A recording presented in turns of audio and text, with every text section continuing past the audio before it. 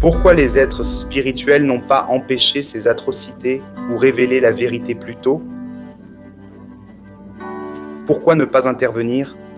Pourquoi ne s'opposent-ils pas au mal, à la cruauté, aux actes humains ou des races dominantes? Bon, premièrement, nous vivons dans un monde de troisième dimension. L'humanité et toutes les races ici, dans la troisième dimension, doivent évoluer par le libre arbitre. On doit évoluer par les émotions, la conscience, le développement mental et comportemental, le discernement, les erreurs, les réussites, la souffrance et nos actions. Nous apprenons et nous évoluons, et c'est ainsi que ça doit se passer. Bien que certaines situations soient horribles, notre conscience s'éveille. C'est l'évolution de l'humanité.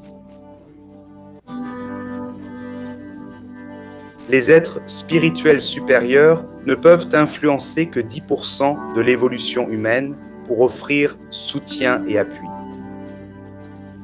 C'est pourquoi ils se manifestent parfois, apportant savoir, guidance et lumière pour faire progresser l'humanité.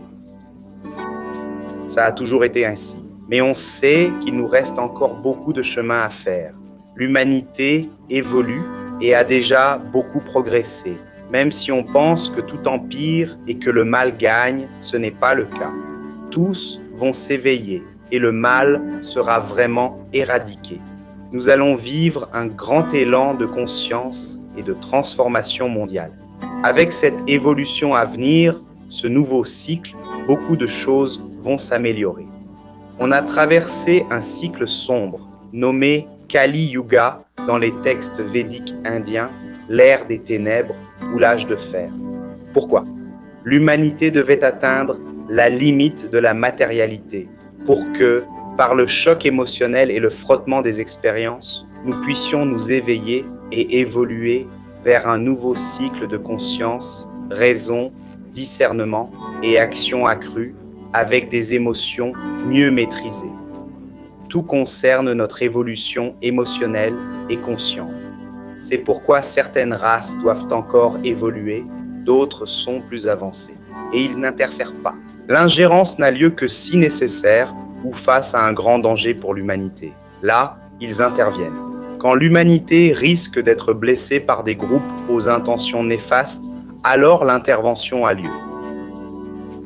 Cela se produit encore aujourd'hui.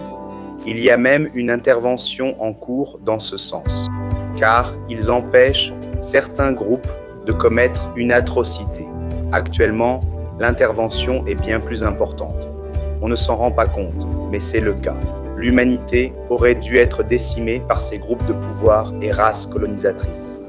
Mais des forces positives nous aident et protègent contre ces menaces. Nous évoluons encore grâce à leur intervention et ingérence. Sans eux, nous ne serions pas là.